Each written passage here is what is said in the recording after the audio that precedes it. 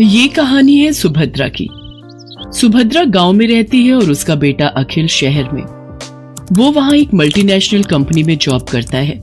सुभद्रा का बेटा अखिल अचानक से शहर से उससे मिलने गांव आया था।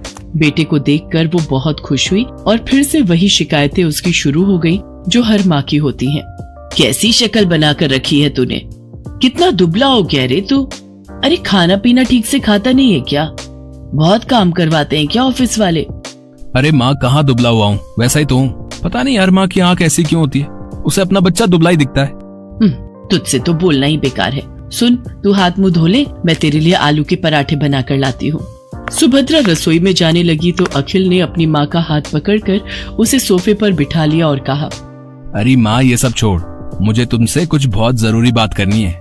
ये सुनकर सुभद्रा की आंखों में चमक आ गई और उसने खुश होकर उससे पूछा, क्या बात करनी है बेटा? शादी के बारे में?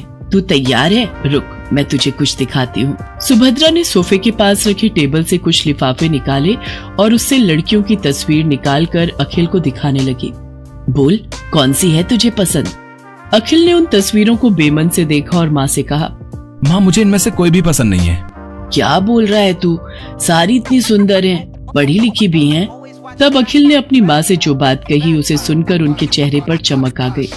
अरे सच, तूने लड़की पसंद कर ली है? अरे कौन है वो? क्या नाम है उसका? कहाँ की है? अरे माँ एक साथ इतने सारे सवाल। ये कहकर अखिल ने अपना मोबाइल निकाला और उसकी गैलरी से आकांक्षा की तस्वीर निकाल कर दिखाई। उसे देखकर सुभद्रा बहुत खुश हुई। वाह, कितनी सुंदर है मेरी बहू।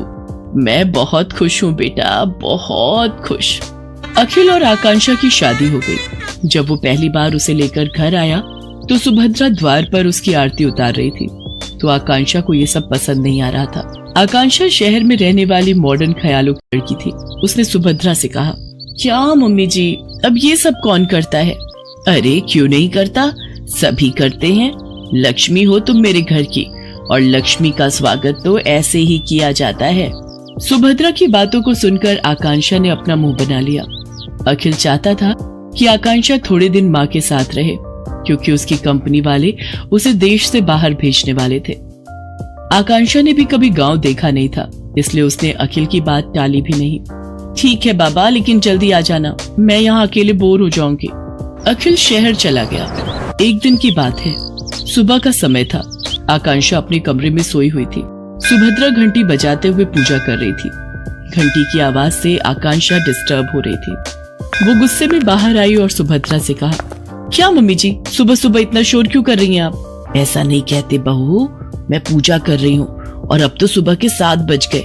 7 बज गए तो मैं क्या करूँ? मुझे आप जैसे गवारों की तरह जल्दी उठने की आदत नहीं है। चलिए अब बंद करिए ये सब और मुझे सोने दीजिए।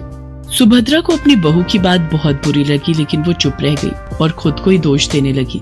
मेरी ही गलती है। अरे वो शहर की है, वहाँ लोग देर से सोते हैं, देर से जागते हैं। मुझे इस बात का ख्याल रखना चाहिए। आकांक्षा ज्यादातर समय या सोकर बिताती या अपने दोस्तों से बात करके।